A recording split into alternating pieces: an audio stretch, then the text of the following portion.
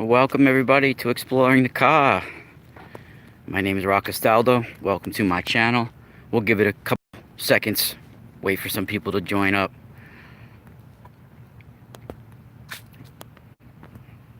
Make sure you smash that like button and subscribe to the channel. What's up, Scott Severini? Scott Severini.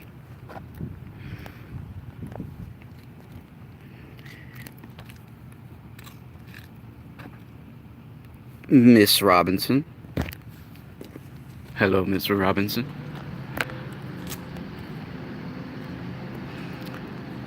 Angie. What's up, Angie? Shout out to some of the people that says, Melinda, shout out to some of the people that left comments that says that I look like a teenager. I appreciate it. I wish my teeth felt the same way. Unfortunately, my teeth age. Maybe I stay like looking young, but you know what? Everybody I go to high school with that sees me, they're like, damn, your ass don't age. Well, I feel like I do. But yeah, I guess maybe it's just kind of my personality, and when I'm just kind of not getting dressed up to go out somewhere, I guess I do kind of dress a little young. I'm wearing like sweatshirts and jeans. I'm not wearing like a dress shirt and pants. You know, so I guess I kind of come across young, and I guess some people misread me, and it used to bother me years ago because you know, people don't first respect that, and sometimes by first look, and they think that you're a lot younger than you are. First, a lot of people will assume that you have no wisdom or life experience or intelligence or anything like that, right? So, and I have a lot of life experience, for real. I've been through a lot of stuff out there, and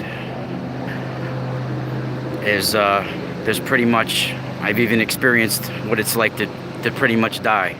You know, I know what it's like to be at the brinks of death, and I know what it's like to be locked in a cage.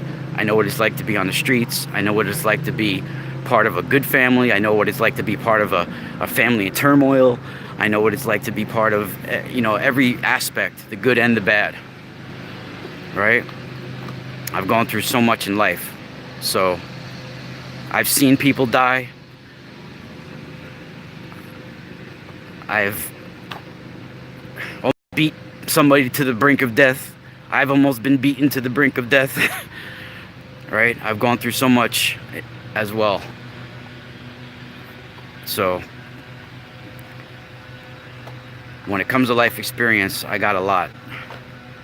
And sometimes when people think I'm a young guy and I'm not a man in my 40s, they tend to misjudge me or misread me or misinterpret me. So I don't let it bother me too much anymore, especially like people on shows like this, where I go as a guest on a radio show or a podcast or something like that, and it's on video, and they don't know of me prior, and the first look at me, they're like, oh, this guy must be in his 20s. Like, what the hell does he know?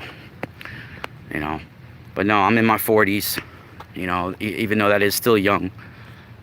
But I have an ancient soul. I'm an old soul for sure.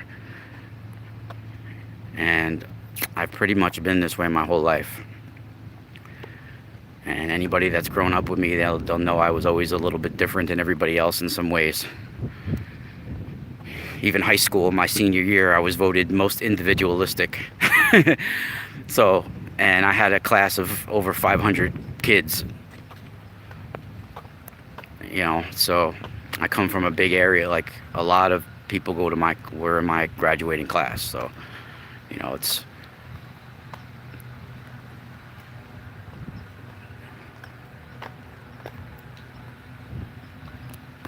say, oh, so people are joining. So today you guys could see the tag in there. Good morning, Raven. Good morning, Scott. Good morning, Dwayne. Good morning, Anna, PJ, Scott, Melinda, and everybody that's in the chat room. Thank you. Yeah, no, I don't like labels, but I was nominated for a lot of shit too in my senior year. I was nominated for, like, me and my friends were like nominated for like Guys Inseparables. I was nominated for like the musician part. I don't know, there was a few other things. But no, I was definitely voted most individualistic. I have the yearbook. That's pretty funny that they even have something like that. You know, when I was going to school in the early 90s in high school, there wasn't too many people with like piercings and dyed hair and all that kind of shit. And I was definitely one of those kids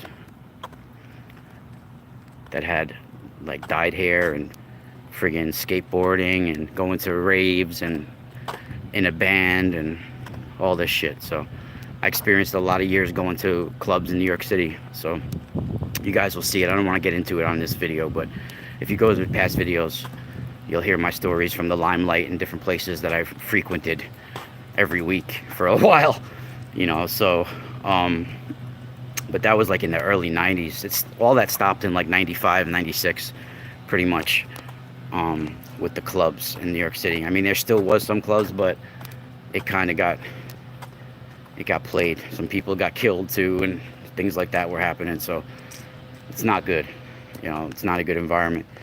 But you guys can see the title for today, right? It says Revealing Past Lives, and how the other part, Meteorites Touching an Alien God. And why do I pick this title? All right, it's a catchy title, but it's basically a reality is what I'm talking about. It's not some just clickbait title. Is that there are ancient cultures that go all the way now to modern times, even with Mecca, right? That many religions, many holy men, sages, priests, they believe when certain meteorites come down, you're literally, when holding it, it's like touching an alien god. It's like embodying an alien higher presence. And there have been many cultures that literally have a line of like what they call sibyls or seers. These women that would dedicate their whole existence to communicating with this stone or a certain meteorite. And they would have all these sorts of priests and all sorts of lines of holy men that would protect it, and they would bathe it in the pure waters of the Almo River, like the one in Italy. And all, I mean, this is all, it isn't exclusive to Italy. It's pretty much a global phenomenon. People worshiping meteorites and meteors, right? But I'm personally connected, and because of my Italian ancestry, it's even more sort of my ancestral. My body responds to the stories that I hear from certain areas of the world, you know. And I've had dreams growing up where I know I'm connected to one of these stones. And in fact, I think it's the stone that they call the Sibyl's Needle, which most likely, now of course I can't prove it right now, but most likely the Vatican is in possession of that Sibyl's Needle today. It did disappear after a period of time in history that I'm going to go to. Actually, if you guys aren't on my Patreon, you'll find articles and all sorts of things going back the last 2 years or so on my Patreon. Now there's a keyword shirts on my Patreon if you're a member, and you could type in Sybil's Needle there and find things I've written about it, articles I've written about it. There's so many articles. I have thousands and thousands of posts on my Patreon with information like this, where I have, you know, pictures and diagrams and articles written out. So that's definitely a place to go if you like any of this sort of information. It's patreon.com/themysticalspiral, and I've been writing about this for the last couple of years. I have paranormal proof on there as well. UFO sightings I've gotten on video, pictures of plasmic entities coming out of an ambulance driver's face in the back of the ambulance, these dark one type shadow beings in the forest, all sorts of things I've gotten. I even have some gray type alien picture. It's almost the same thing as what a gray alien looks like, and I got a picture of it that I posted on Patreon like 2 or so years ago. So all that stuff is all on my Patreon. Sometimes I repost it. I think I reposted that once or twice, so people that aren't like checking past posts when they join, they're missing out on a lot, because I have so much information on there. And there's dozens and dozens and dozens of videos that are not available on YouTube that are on Patreon. And I do what's called a Spirit Flame News once in a while, and it goes into deep occult history and breaking down occult history way different, you know, in a whole new way, because everything needs to be re-examined. All these old mythology stories, they're giving you a lot of information that a lot of it has just been overlooked and looked at in a different way. You know, even the Sybil's Needle. And you guys, for those that are new to my channel and don't know, one of the places that I frequent to meditate this place has been owned by the Catholic Church for many years. These whole grounds, it's hundreds and hundreds of acres, and there's all spiritual monuments here and things like that. They even have on the platform and everything, it's over 60 feet tall, of Virgin Mary, the Black Madonna, even, or the Madonna, you know. So you guys can see that right here if you haven't seen it before. Very powerful. There's some other people around, so I don't want to disturb them praying, but I'll show you guys. It's on a star-based platform, just like the Statue of Liberty, and it literally has a pentagram on the neck that I've discovered. I'm the only one that's ever talked about this and actually posted it in videos.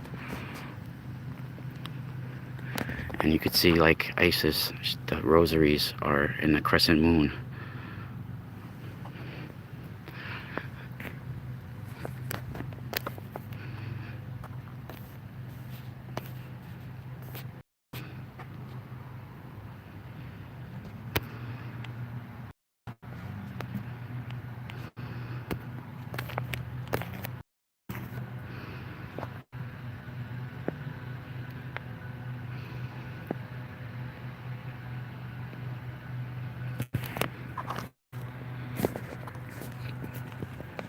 This is pretty much like a park. See, now they have all the sorrowful mysteries, all of that around the park. Each one of these stations is another, like, mantra or rosary that they pray.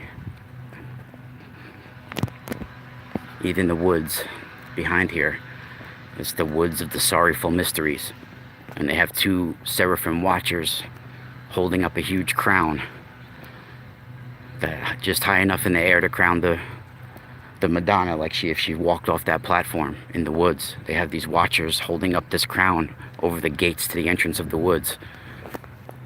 It's pretty dope.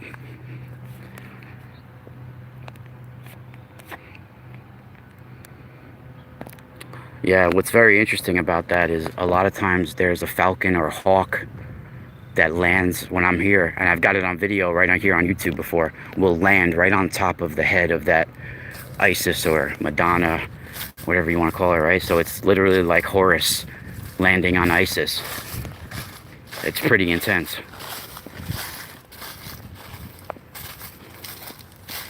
And she has, you guys will, if you look in my work, you'll see it. I've posted it a lot. Right now, because of the sun right behind it and the shadows, you can't see too good on the neck. And I didn't want to, because there was people around, I didn't want to start talking about it. But on the neck, there's literally an old, like, fading pentagram traced right on the throat. And if you look into the pyramid text and the ritual of the dead writings in ancient Egypt, in Saqqara and different places, they have each Egyptian god designated for a different part of the body. And Isis represents the throat. So this literally has a pentagram on the throat of Isis. This is where the prayers, the rosary comes from, projecting from the throat. So it's literally all, there's no coincidences like that.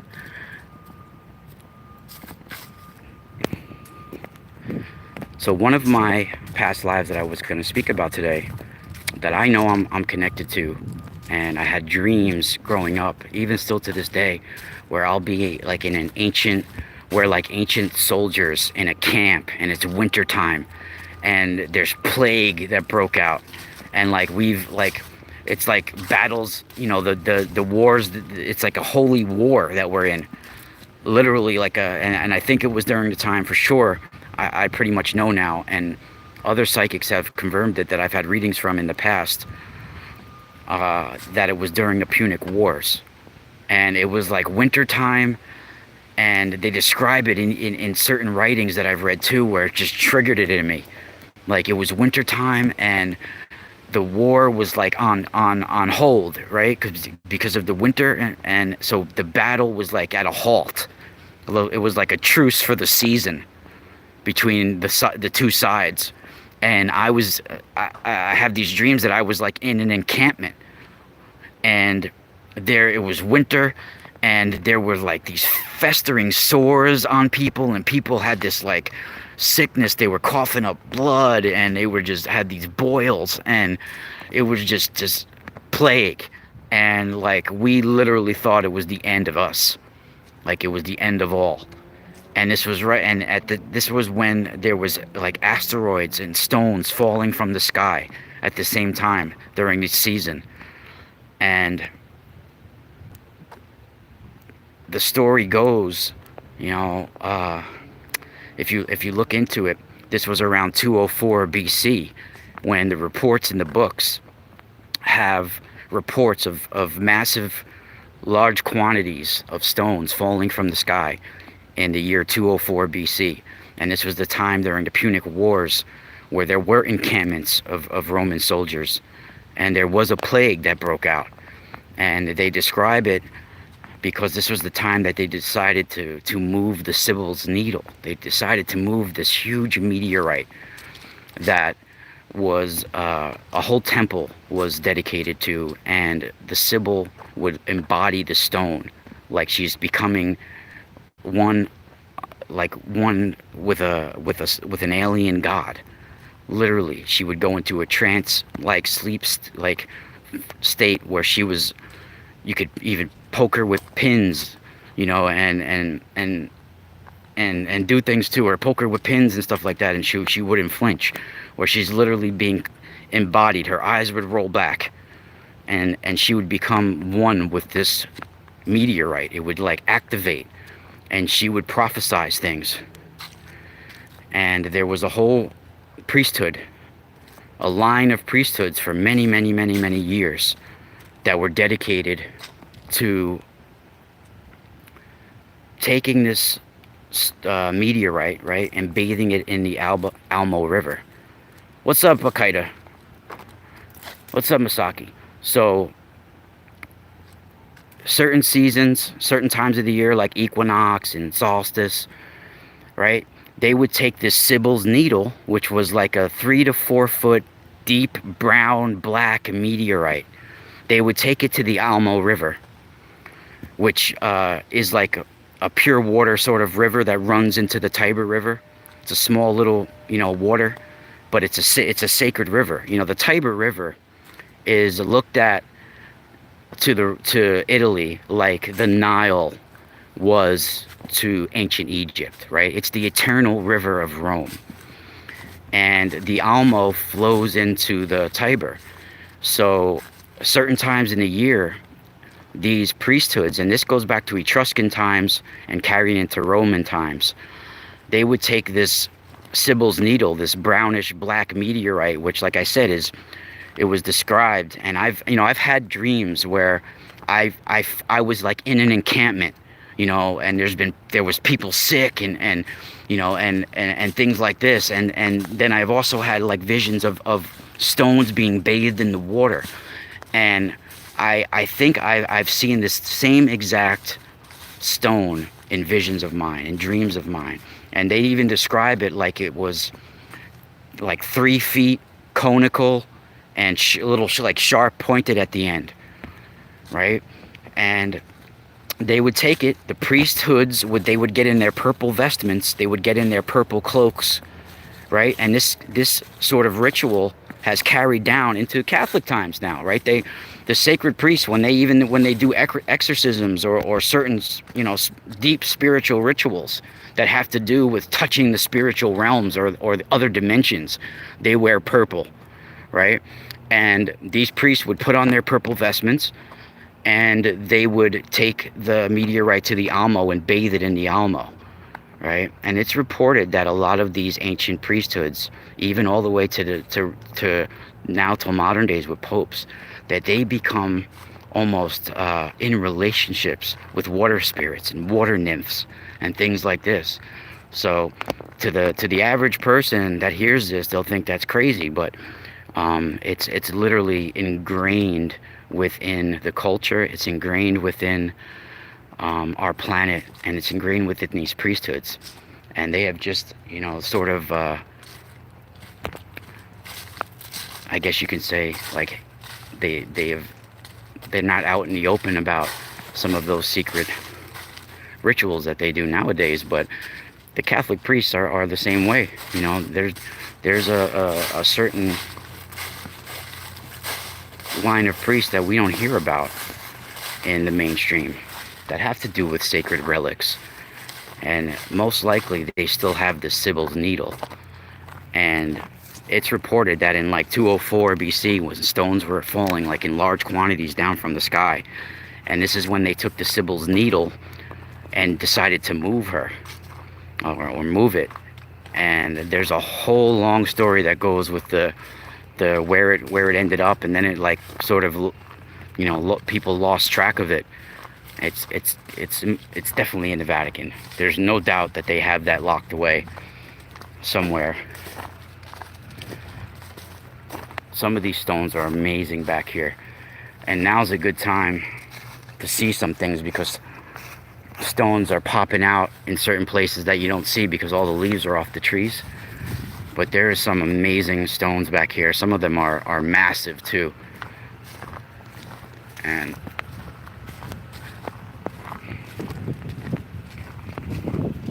so what's up in the chat room?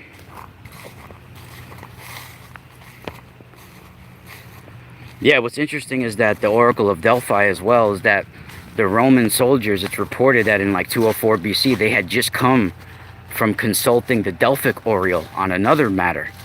And then they came to the Sibyl's needle. And this is when the stones were falling from the sky, and they took this as a huge sign. And I think it was related to the plague, that even the fact that these plagues broke out it's related to some of the meteor showers and the asteroids that were coming into our stratosphere and falling down, right? See, now you can see all the way to we're at the end of the woods here. That's where the high school is too. There's a track field there too. So yeah, it's literally like, maybe when I'm on Leak Project again, we'll go into it a little bit more, because I started to mention some of this on the Leak Project, but there's just so much. And Genghis Khan was one of these people as well. that I feel like he was connected to some sort of ancient meteorite as well, and he would go into the mountains and embody something. Something would embody him. You know, so in like 204 BC, when this happened, you know, they have like a senate that agrees, and they open the Sibylline books, and I'm sitting on a rock now here. They open these Sibylline books, and they moved, you know, and there was this boat trip that they took and put it on a boat, and then the boat got stuck, and then only the woman that's connected to the Sibyl can get the boat that unstuck, sort of like a King Arthur type tale, you know, where there's only like a certain person that can pull the sword out.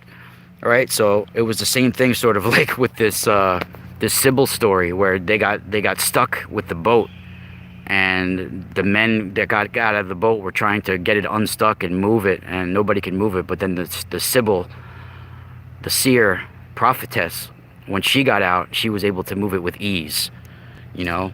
So that's a very interesting story in itself.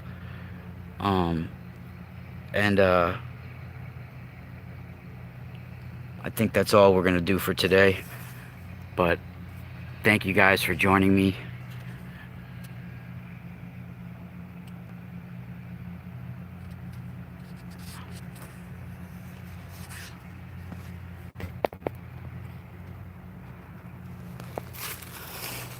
Maybe we'll look around a little bit more. Hold on.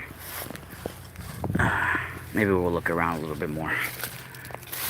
I know there was a stone that I wanted to go see. How much battery got left?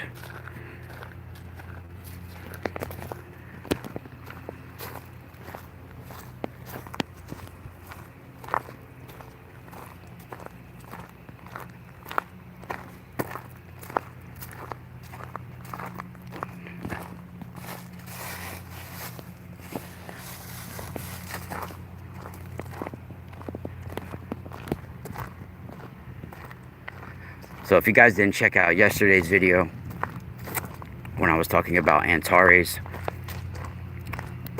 definitely check that out.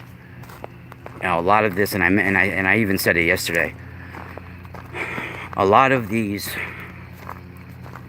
information that I've been talking about lately is not just something new. You know, it's something that has been with me for a long time.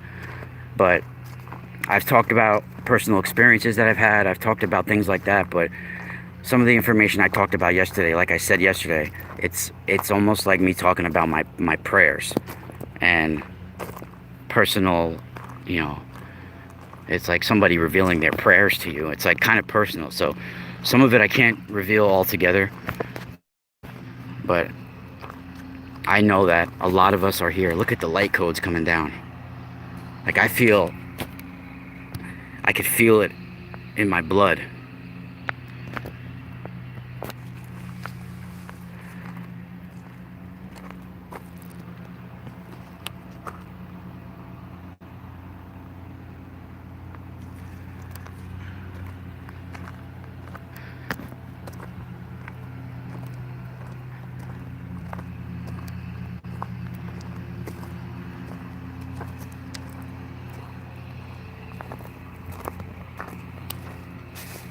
Yeah, check out this stone too. This stone over here is like in the back here. This stone is like a I gotta step up on other stones, but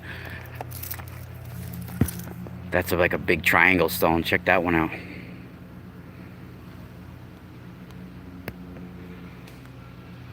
It's pretty dope. There's one over there too that looks like an elongated skull. I found a footprint in one of these stones too, an ancient footprint, huge footprint.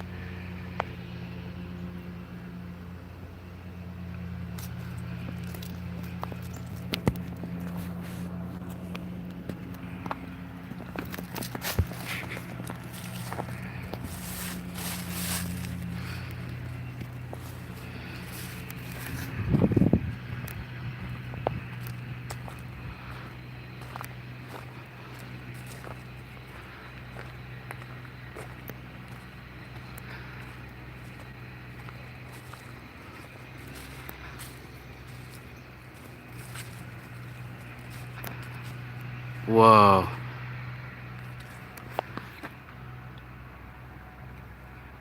I don't think you guys just saw what I saw.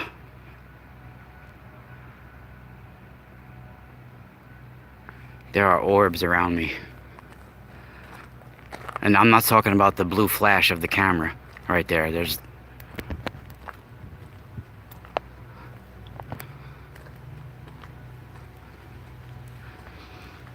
Dude, I smell it again.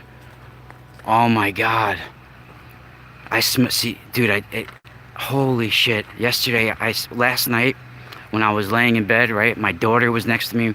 My wifey was on next to my daughter. Like, my daughter was in between us. And there's no cooking was going on at all, right? It was the middle of the night. And I smelled the way my mother's kitchen would smell on mornings, like Sunday mornings sometimes when she would make bacon and eggs. It smelled just like that. Like, I smelt it. It smelled like there was a Vicks vapor rub on it in my chest. It literally felt like somebody had like an ointment smell of it. And it was just, I was breathing it in all over me. And now, just now, I smelt it again out here. It was like the bacon and eggs that my mom used to make. Oh my God. And my mom's been dead almost 10 years.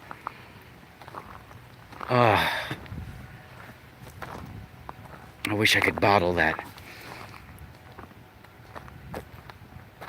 That was amazing. Oh, that was a gift. Thank you. That was a real gift.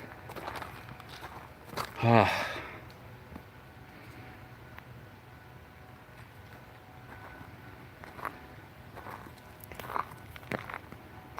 Thank you, Sean. Mr. Sean McCarthy, 86. You were born in 86. Damn, you were born during Halley's Comet. That's the time of Halley's Comet. What's very interesting, too, and I know it was a comedy, but let's go there right now, people. We got some time, right? Let's talk about this for a minute, which very interesting. But I was very affected by this show as a kid, and it came out in 1986. Who knows what I'm talking about? The alien life form, ALF. Right? And I know people think that as a joke, that show. But, of course, I was like 9 years old at the time, you know? But that show really affected me. I was 9 years old, and that show to me was amazing. And looking back on it, it's pretty intense, right? So he shows up like September 22nd, I don't know how I remember this, but he showed up on September 22nd, 1986 is when Alf crashed into Willie Tanner's garage and plummeted to Earth, right? His planet Melmac had exploded. I don't know if it exploded because a friggin' comet hit it or what happened. I forgot the explanation, but he came from the planet Melmac, and the planet was exploding, and then he found out a couple episodes later that, like, his friend and like this girlfriend of his, Rhonda, and one of his friends, Skip, or something like that, they had escaped too, and they were gonna pick him up, and he actually like stalled them all. Like when they showed up, he didn't want to go. He stayed with the Tanners, right? And he reveals very interesting information throughout the show. He talks about there's other planets next to Pluto, right? And he talks about other things throughout the universe, and it's pretty intense show. And it's interesting that they have him show up in 1986, right around the time of Halley's Comet. So that's another interesting thing. You know, and the way the show ended was one of the biggest, craziest endings of all. They were expecting to have like a 5th season. They had 4 seasons of Alf, and the 5th season was going to be how the government had captured him, and it was going to have like give the cast a break, because people don't realize that the cast was going through a lot of turmoil because they were working with an inanimate object, right? Basically, you know, and they added in this little midget Michu that used to work for Barnum and Bailey Circus. They added that little midget guy who played in like Waxworks. He played in Pee-wee's Playhouse, right? That little he died not too long ago, but he was the smallest man in the world. That guy, he was like 2 foot something, from Hungary, Budapest, Hungary. They had him play the part of Alf, but he filled in the parts just when Alf had to walk around and stuff like that. Otherwise, the cast was talking to a puppet, right? And the creator of the show, Paul Fusco, was the guy who did the voice of Alf. So, you know, the people, they were having they needed a break. So the 5th season was going to be about how Alf got captured and things like that, because the way the show ended was intense.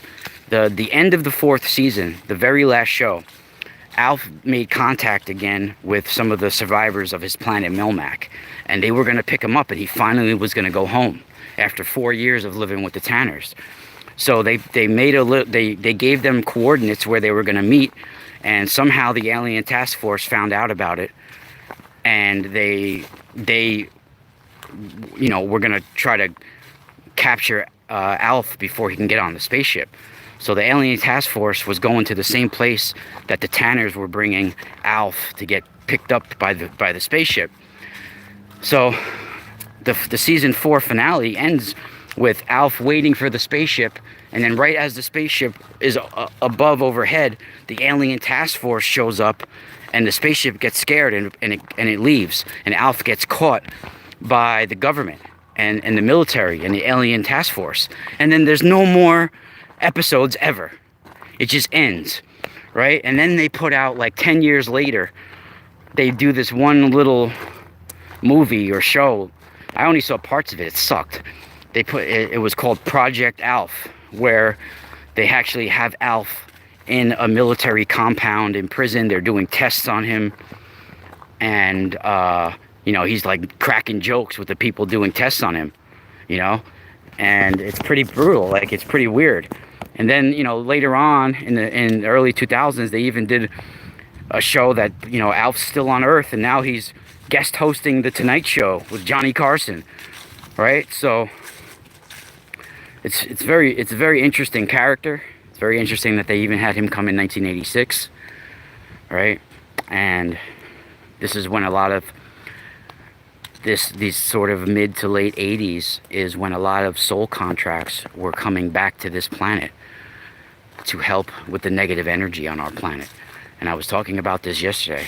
So maybe Paul Fusco, within comedy, had some sort of telepathic hints in there, you know? Maybe he did.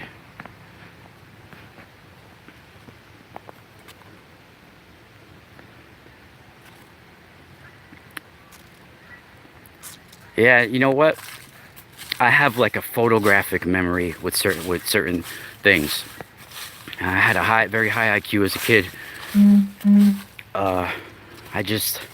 There's just certain things I'm like that. I could forget other things, but with certain information, I just can retain it. You know, even like I could sleep with my books next to me, and it's like I know what's in the books even afterwards. So it's like there's just something going on with me like that. And when I enjoy something and when I'm interested in it, it's like photographed forever. I pretty much got it in there. And sometimes it might take me a few minutes to get it back out, but I got it there.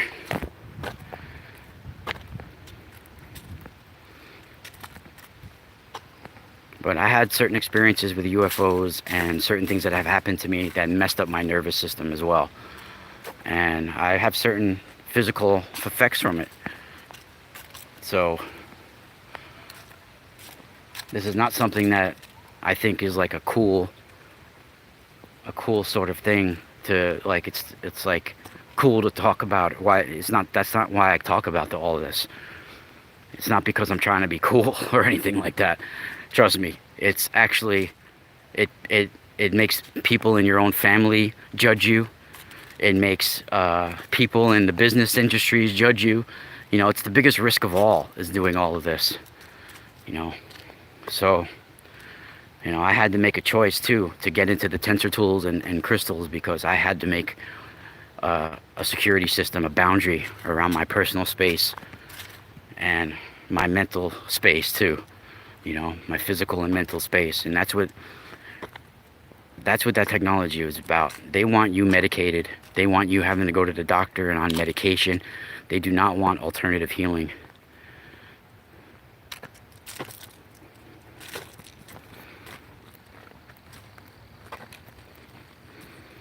You guys saw my custom new product. No one else has these right now, and they're up on the website.